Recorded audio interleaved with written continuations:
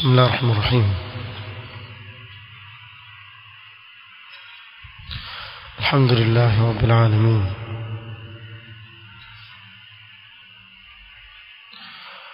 والصلاة والسلام على رسوله الأمين محمد وآله وصحبه أجمعين، أما بعد.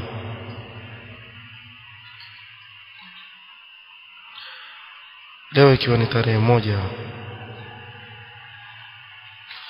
mwezi wa Jumada al-Akhira mwaka 1440, katika darasa ya risala sifatu az-zawjati as-salihah tulianza soma mlango wa 5 ambao ndio lub na moyo wa hii risala.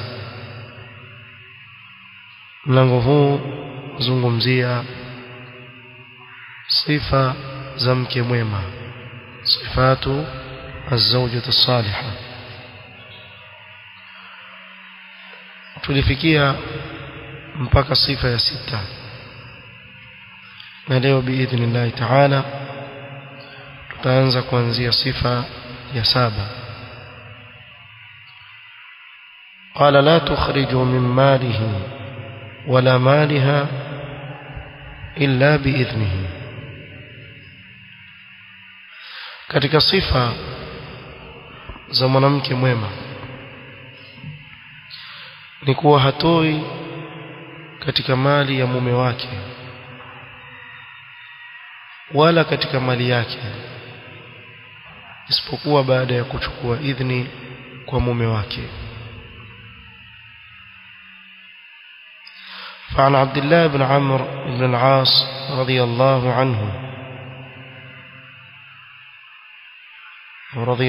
عنهما أن رسول الله صلى الله عليه وسلم قال: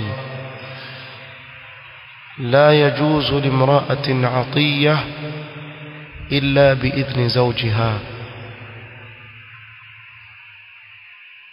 haijuzu kwa mwanamke atiya, na atiya hapa yaingia zawadi anayotaka kumpa yoyote yule atakayempa, kadhalika yaingia sadaqa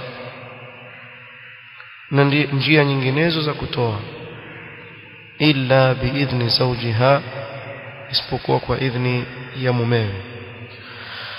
Na wanawavyuoni wana maelezo mbalimbali katika hadithi hii,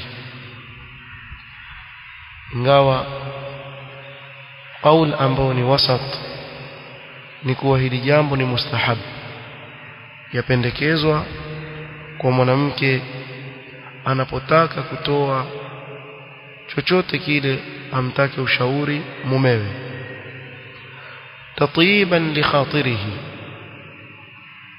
angalau yule mume wake ahisi kuwa mke wangu yuko pamoja na mimi mpaka mambo yake anishauri, ili apendeze mbele ya mume wake, awe karibu zaidi na mumewe. Sababu zimethubutu hadith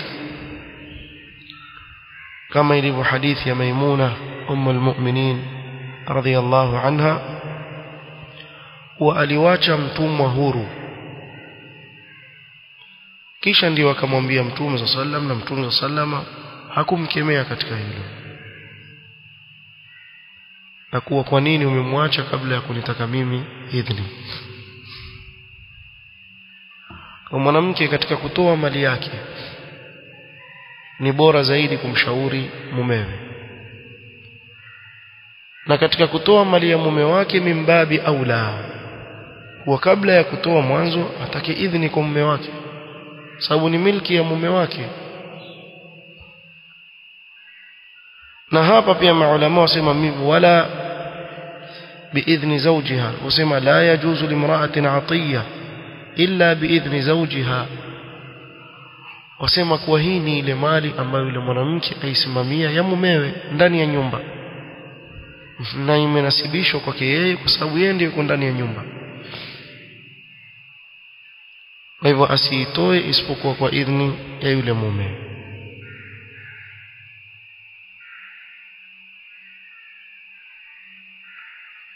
Na Mtume sallallahu alayhi wasallam katika hii hadithi atuwekea wazi yale mafungamano ya karibu yaliyoko baina ya mume na mke, na kuwa Uislamu umezidi kulijenga hili jambo ili watu waishi katika amani na utulivu katika majumba yao mpaka kufikia hali hii. Na wapo katika wanaoviona waliokwenda kuwa ni wajibu kwa mwanamke kumshauri mumewe kabla ya kutoa, na ndio haya maelezo aliyotaja Sheikh Al-Albani rahimahullah kuwaelekezea waume, akasema lakin la yanbaghi lizawj idha kana musliman sadiqan an yastaghilla hadha al-hukm fayatajabbara ala zawjatihi. Haimpasi mume ambaye ni Muislamu mkweli achukue fursa ya hii hukumu kumfanyia ujabari mkewe, haijuzu. Fayamna'uha min at-tasarruf fi maliha fima la dhayra alayhima minhu, ikawa atamzuia yule mkewe katika kutasarraf kwenye mali yake katika jambo ambalo halina madhara ndani yake. وما أشبه هذا الحق بحق ولي البنت، أسمى أن حقه إمفنان إليوجي نحق ولي وبنتي التي لا يجوز لها أن تزوج نفسها بدون إذن وليها. يجوlikana kuwa mtoto wa kike hawezi kujiozesha nafsi yake mpaka kwa idhni ya nani? Ya wali wake.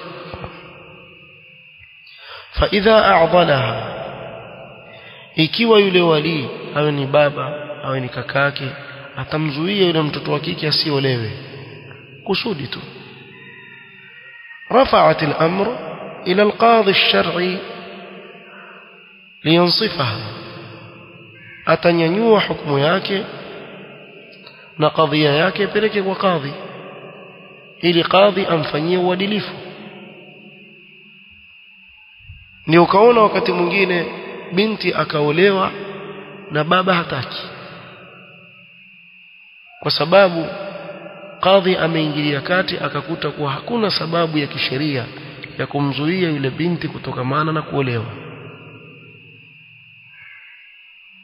akaingilia kati. Pengine mtoto wa kike ashakuwa mtu mzima sasa, fika karibu miaka 40, baba hataki tu aolewe. Nyinyi mweza kushangaa wako mababa aina hiyo ambao wazuia binti zao kwa hila aina mbalimbali. Imma atakuja mtu amtajie mahari kubwa ajue uharudi tena mkali na ukali juu.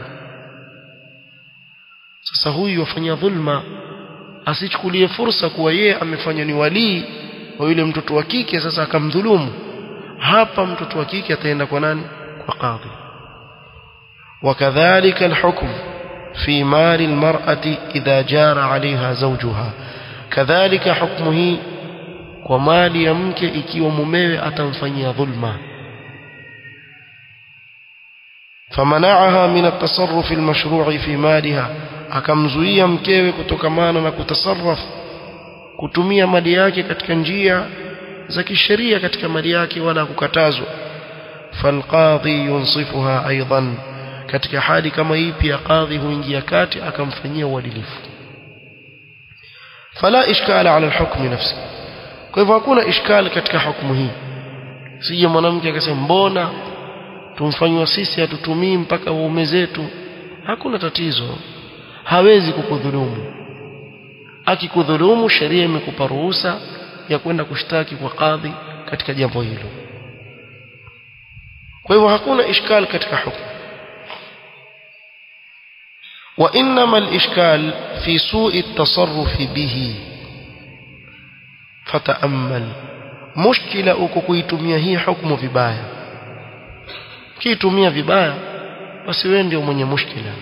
mushkila hauko katika hukumu hii.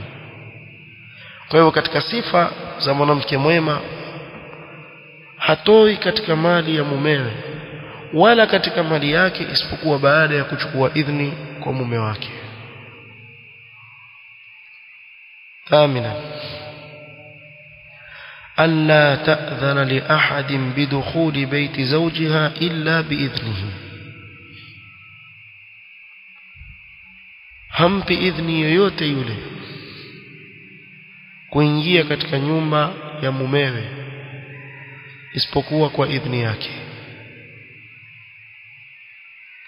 فعن أبي هريرة رضي الله عنه أن رسول الله صلى الله عليه وسلم قال: لا يحل للمرأة أن تصوم وزوجها شاهد إلا بإذنه. si halali kwa mwanamke kufunga na mumewe si msafiri yupo isipokuwa kwa idhni yake. na hapa ya kusudiwa saum ya nafila, saum ya sunna. ama saum ya faradhi ni faradhi kufunga kwa yeye na mumewe. kwa hapa ya kusudiwa saum ya sunna. ولا تأذن في بيته إلا بإذنه، أي لا تأذن لأحد بدخول بيته أو الأكل فيه إلا بإذنه. wala hampi ruhusa yoyote kuingia katika nyumba ya mumewe kama kula, kuingia ndani ya nyumba yake isipokuwa kwa idhni ya mume wake. na hii haijamaanisha kuwa akija dada yake mume kwa mfano, halo mume wangu wasemaje, dada yako anakuja muingize. haijamaanisha hivyo. kuna watu ambao urfan haina tatizo lolote kuingia katika nyumba yake, wala wajua mumewe hawezi kukasirika na hilo. ametembelewa na mamake, ametembelewa na baba yake, amekuja dada yake mke, mama yake, baba yake kumtembelea. Hili ni jambo katika urfu, hawezi kukasirika yule mume kwa kitu kama hicho. lakini hapa ya kusudiwa yule ambaye ukitizama waona pengine labda aweza akawa hayuko radhi katika hili, kwa kabla hajaja wamtaka idhni. akikataa basi mzuie, mwenye nyumba amekataa uingie. na waweza kumzuia kwa kutofungua ule mlango, kagota mara ya kwanza, ya pili, ya tatu, akaenda zake. na pia mtu usikasirike. wa in qila lakum urji'u farji'u huwa azka lakum, mkiambiwa mrudi rudini. kufanya kitendo hicho ni kutakaswa zaidi hawa watu wanaokubali amri hii ya Allah subhanahu wa ta'ala. lakini hebu jaribu leo mtu aje agote kwako, bwana nenda bwana kidogo niko mashughuli, bila kumfungulia mlango.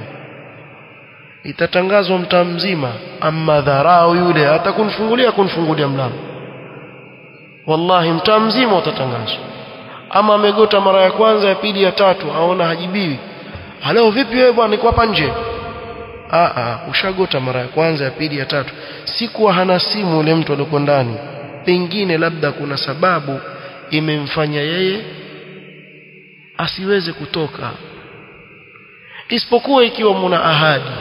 yeye akuhitajia wewe, akwambia njoo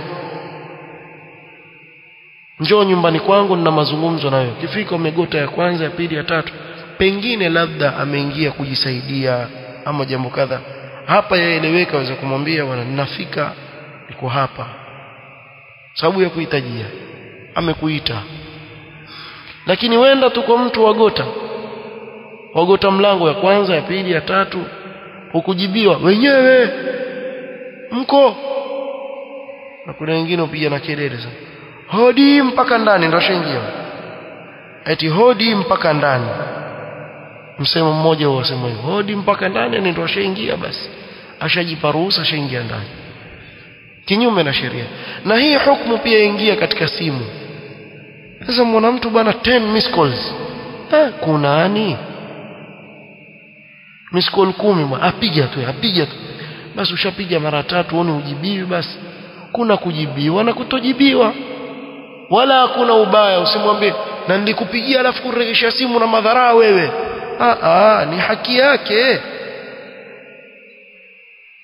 Hizi balaa gani? Lakini hizi watu hawana adabu kabisa, wala hawafahamu adabu za kisheria. Lakini mtu utamwona lawama tu, ana ruhusa yeye kama vile ukimgotea mlango wa kwanza, unapiga pili ya tatu, hakukujibu enda zako. Alistidhanu 3. fa in udhina laka wa illa farji', bas khalas. Hakunifungulia mlango, pengine ana udhuru, pengine hawako kabisa wenyewe.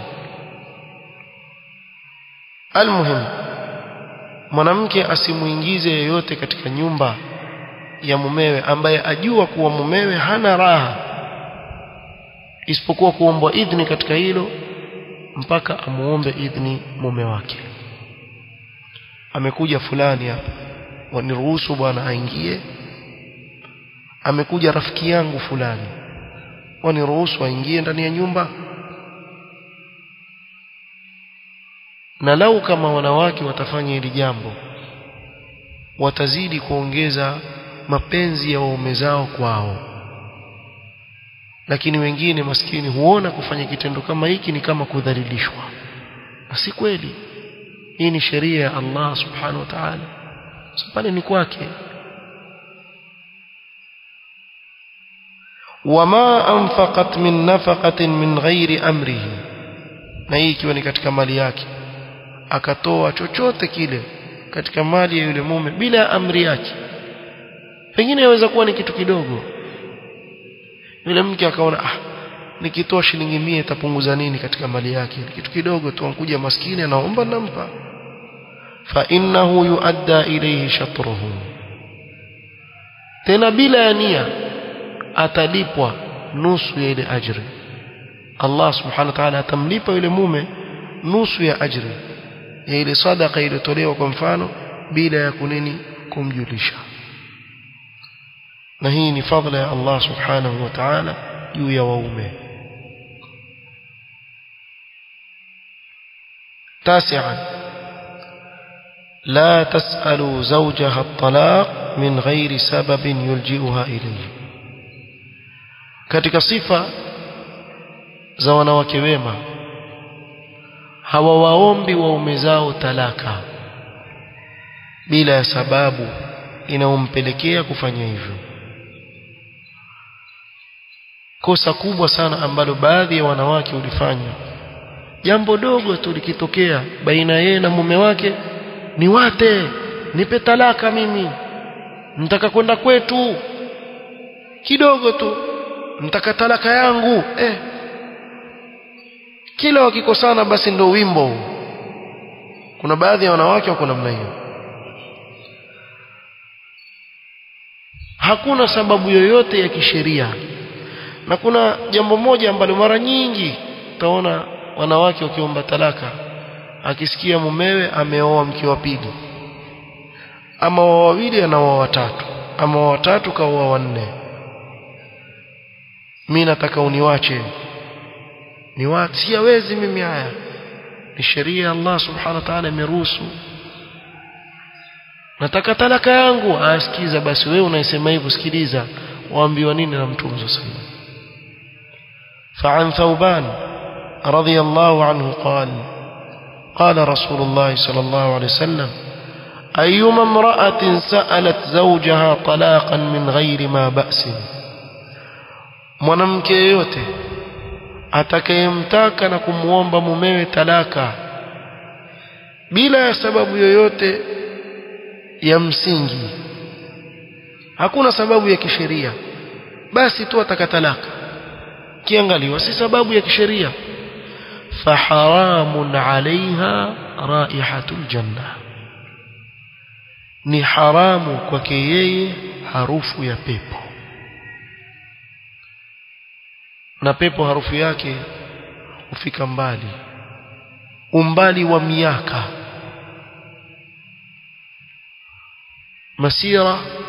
masirat kadha wa kadha.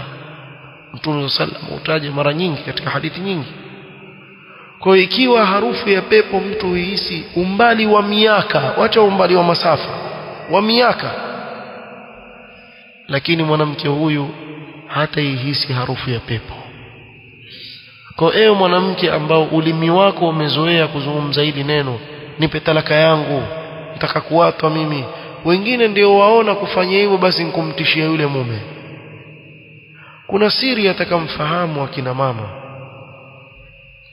pamoja na kuwa maona wanaume hawana subra, wallahi Allah ameomba wanaume wana subra sana, na ndio maana talaka ikiwekwa katika mikono yao. Lau kama ingeliwekwa katika mikono ya mke, ungeatwa mara 10 kila siku, kosea kidogo tu wa watu. Lakini ikiwekwa katika mkono wa mume, ukamwona asubiria, afikiria kuwa kuna watoto na lea, afikiria huyu mwanamke maskini nikimwata atapata tabu huyo, mimi najua, afikiria mbali yani, ukamwona asubiri. Lakini hufikia wakati ule mume akafika mahali akasema tosha. Akifika pale mahali akasema tosha, basi utajuta kwa nini wewe ulisema nataka talaka yangu. Atakupa, kisha uangalie kule utakwenda. Kuna wengine tena ukupa na maneno mabaya. Kuna mmoja amwambia mkewe nataka talaka, amwambia tukua 100 ganyiza na majirani, si 3. Sheria sema 3, na katika kikao kimoja ni 1 tu yato. Lakini akakupa na maneno kama hayo, yazidi kukuudhi. Hata hiyo chukua 100 hizi nakupa, kisha ukitoka nje zitoe na sadaka. Wewe nani ambaye yakutaka kae nawe kila saa nyimbo nitalaka, niwache. Wajua haya maneno na uyadai, harufu ya pepo huipati. Hakuna sababu ya kukufanya wewe uwe ni mwenye kuomba jambo kama hili. Si jambo dogo. Wewe wakata uhusiano na kuna watoto pengine chini yenu. Yaani mwanamke aweza kumuona, si wote, lakini hafikirii hata mbele ya pua yake. Ana watoto 4 5 ambao waishi vizuri na baba yao, yani akali shay hufikirii maslahi ya wale watoto. Hakuna sababu kubwa pale, huyu hivi, huyu. Ukisikiza sababu, si sababu za maana za kumfanya mtu aombe talaka, lakini ukamuona aiomba talaka. Na leo mambo ya ajabu wallahi, vijana huoa tu hawafikiri, alafu huchukulia yale maisha ya ndoa ni kama maisha yale yao yale ya boyfriend girlfriend. Haipiti mwezi yani yule mke huyo na mume huyo nini, watu wankosana kidogo, yule tena watoto hawana subra, niwache mara huyo ashatoka kimbia kwa kwani nini bwana, kwenda tafuta mwingine. Mimi wanazungumza maneno kama. Na nyinyi akina baba wanaokuja kwenu kutaka watoto wenu, watizameni vizuri. Kuna watu dhawaqun, aonda hapa, akichoka aonda pale, akichoka ataonda pale, akichoka aonda kule, hata akawa nani pia, hata akawa nani. Ukamwona msikitini akiswali atikisa kitu yetu hivi, ana khushuu kweli kweli.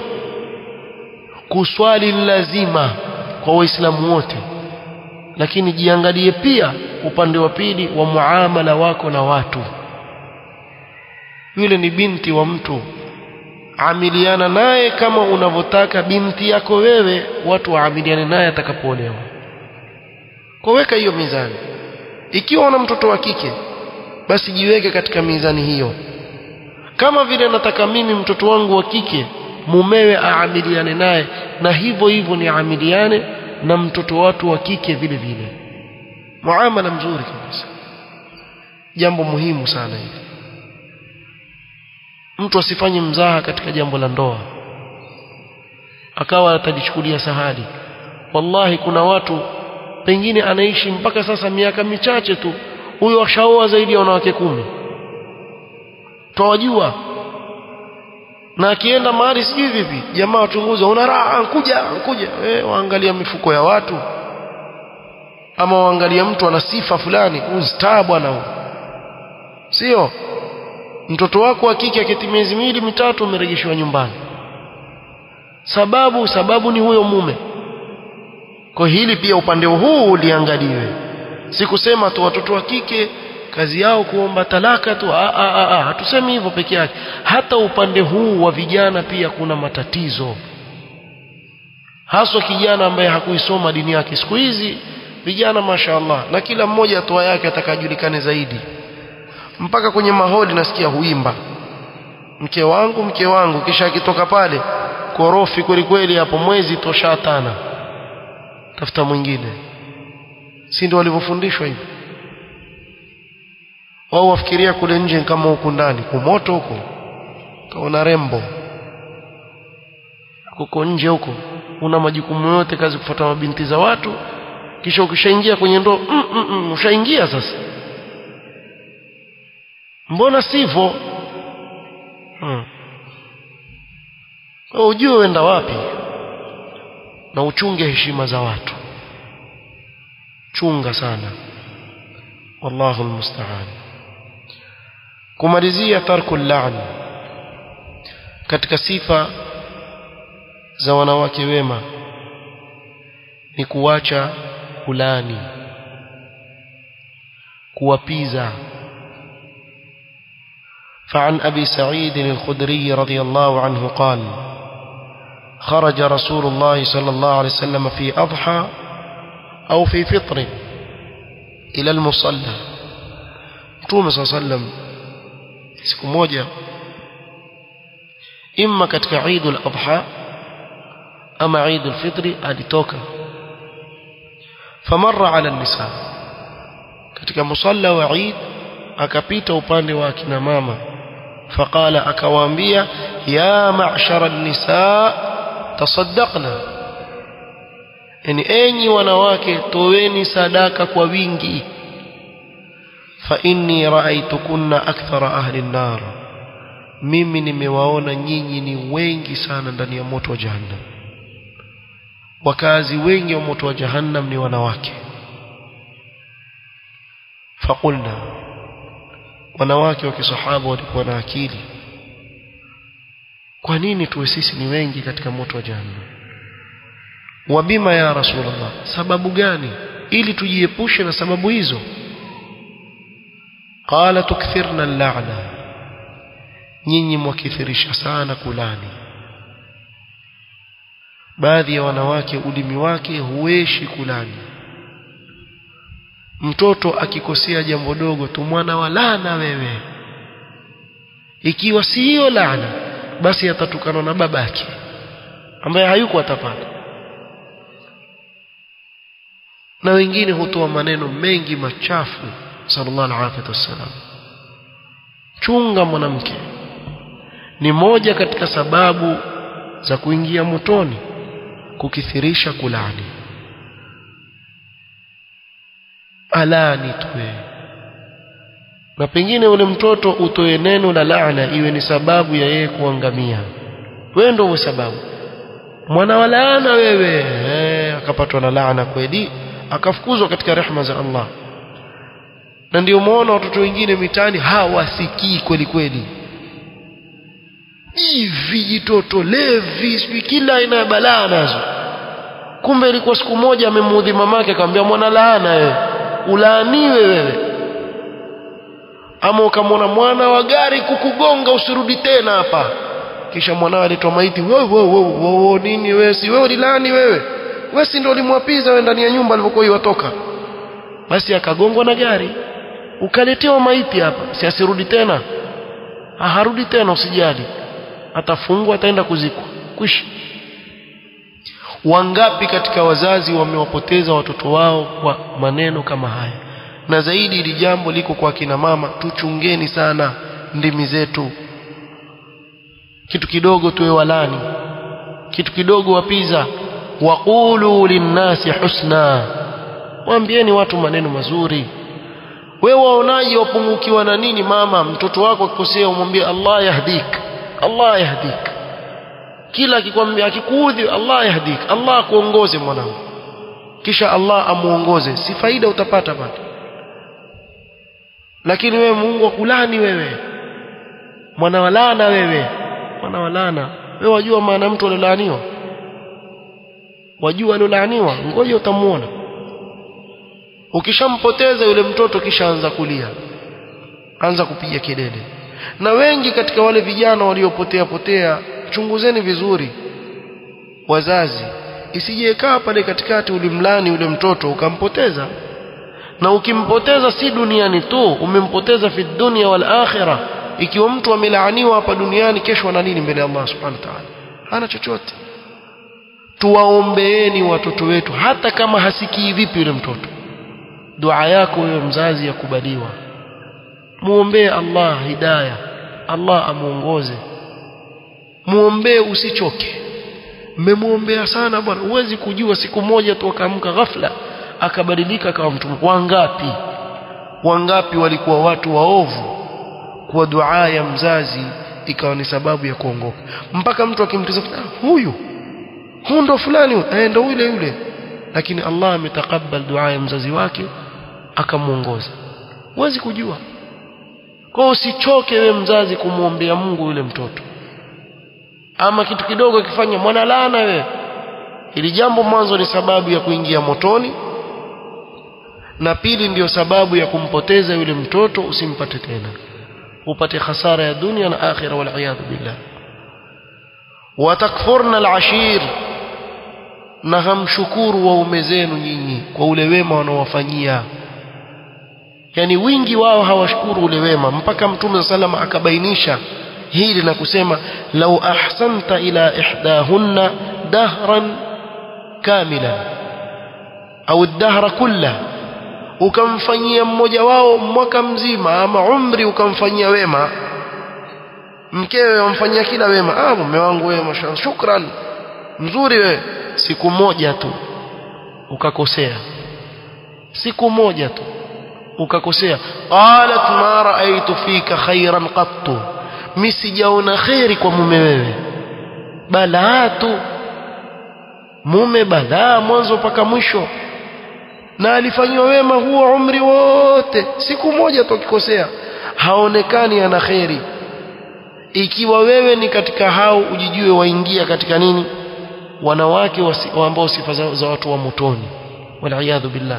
Chunga bwana, mume amejitolea umri wake, nguvu zake, wakati wake, ahangaika kwa ajili yako wewe na watoto ndani ya nyumba, kisha hoja kumwambia sijaona khairi kwako hata siku moja. Si haki. Ikiwa uko katika wanawake wa aina hiyo, badilika. Sifa ya mwanamke mwema halani, na ni mwingi wa kumshukuru mumewe kwa ile khairi anayomfanyia. Hata akimkosea siku moja, ni binadamu, aweza kukosea, lakini Allah asema wala tansawul fadla bainakum, msisahau ile fadla baina yenu, la mume wala mke. Mtu asisahau fadla ya mwenzake. Kumbuka zile fadla alizonazo yule mke, kama vile mke atakana akumbuke fadla nyingi ambazo anazo yule mume juu yake. Waendelea tu, sijaona khairi yoyote kwako, sijaona khairi yoyote kwako. Mwisho ile khairi ile sasa, kwa kuwa hushukuru wewe, ile neema uje uikose. Sasa ndio waje kusikia, basi yule mama alikuwa akipika viazi vya karai akipata tabu, yule mama alikuwa akipika chipsi. Sasa tabu yote ya nini? Pengine si ati hana uwezo, ni kuwa aliipoteza ile neema ambayo Allah alimpa. Pengine alikuwa yuishi katika raha na yule mume ana uwezo, yomsimamia kila kitu, kisha akajitia kwenye tabu. Na hii haijamaanisha kwa eti mwanamke akiwa yopika viazi vya karai ama pika chipsi ni muovu. Sisi tuzungumza yule ambaye alikuwa kwenye neema, yuko kwenye neema, kila anachokihitaji akipata, lakini akaikufuru ile neema Allah aliyompa. Ndio utamuona apata tabu katika maisha yake kwa kukufuru na kutoshukuru mume. Mume ana fadhila juu yako, mshukuru. Na ni neema Allah amekupa wewe mwanamke, uwe ni mwenye kuishukuru neema kama ile. usiwe kama yule mwanamke wa kikhawarij kama sikosea ni Ghazala ama nani akaolewa na mumewe na sura mbovu niwe kueleza kisa yule mke akasema kumwambia mumewe taarif ana wa anta sanadkhulu aljanna mimi na wewe tutaingia peponi akamwambia vipi akasema kwa sababu wewe watakana ushukuru umpata mwanamke mzuri kama mimi kama vile mimi natakana nisubiri kwa sababu napata mwanamke mbovu kama wewe kwa hivyo mimi nitaingia peponi kwa subra na wewe utaingia peponi kwa shukrani kushukuru wewe shukuru kumpata mke mzuri kufanya shukrani hivyo basi inshallah utaingia peponi na mimi nafanya subra kwa sababu sura yako mbovu sana nafanya subra natarajia nitaingia peponi kwa subra yangu usio wa aina hiyo hiyo si tabia nzuri wallahu musta'an نكتفي بهذا القدر والله تعالى أعلم سبحانك اللهم وبحمدك أشهد أن لا إله إلا أنت أستغفرك وأتوب إليك بارك الله فيك